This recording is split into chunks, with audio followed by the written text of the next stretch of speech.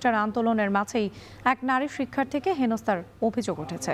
এরই মধ্যে অভিযুক্তদের থানায় হস্তান্তর করা হয়েছে। তবে নিরাপদ ক্যাম্পাস ও প্রক্টরের পদত্যাগের দাবিতে অবস্থান কর্মসূচি পালন করছেন এক নারী শিক্ষার্থী। অন্যদিকে ধর্ষণ চেষ্টার ঘটনায় তদন্ত কমিটিকে 3 দিনের সময় দিয়েছে শিক্ষার্থীরা। এ নিয়ে আরও জানাতে ক্যাম্পাস থেকে যুক্ত হচ্ছেন হুমায়ুন কবির। হুমায়ুন, আপনার সঙ্গে এর আগে যুক্ত হয়েছিলাম, তখন দেখছিলাম আমরা এক নারী শিক্ষার্থী অবস্থান কর্মসূচি পালন করছেন। তার সঙ্গে কথা হয়েছে কিনা, তিনি আসলে কি বলছেন এবং সব মিলে কি পরিস্থিতি দেখছেন এই মুহূর্তে জাবি ক্যাম্পাসে?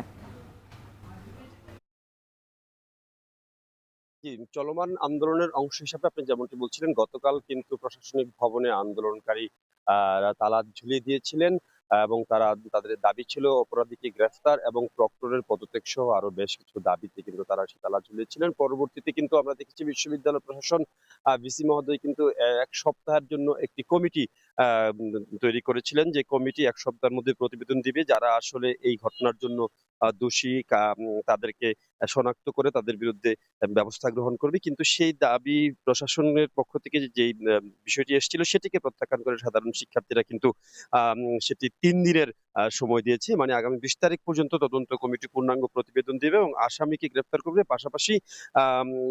পাশাপাশি প্রক্টরের পদত্যাগ নিশ্চিত করবে। সেই দাবি ছড়িয়ে দিয়ে কিন্তু প্রশাসনের প্রতি গতকাল তারা তালা আম খুলে দিয়েছিল এবং আজকেও কিন্তু এরপরে আমরা দেখেছি একটি অনাকাঙ্ক্ষিত ঘটনা ঘটেছে এখানে। আজকে মানে গত রাতে একটি ঘটনা ঘটেছে। মধ্যরাতের ঠিক আগে 11টার দিকে প্রক্টর অফিসের সামনে এক নারী শিক্ষার্থী বহিরাগত দ্বারা শারীরিকভাবে হেনস্থার শিকার হয়েছে এমন অভিযোগের প্রেক্ষিতে কিন্তু এখানে একজন নারী অবস্থান নিয়েছে। এই মুহূর্তে কিন্তু উপাচার্য মহোদয় অধ্যাপক ডক্টর কামরুল হাসান এই নারী শিক্ষার্থীর সাথে মানে কথা বলতে এসছেন।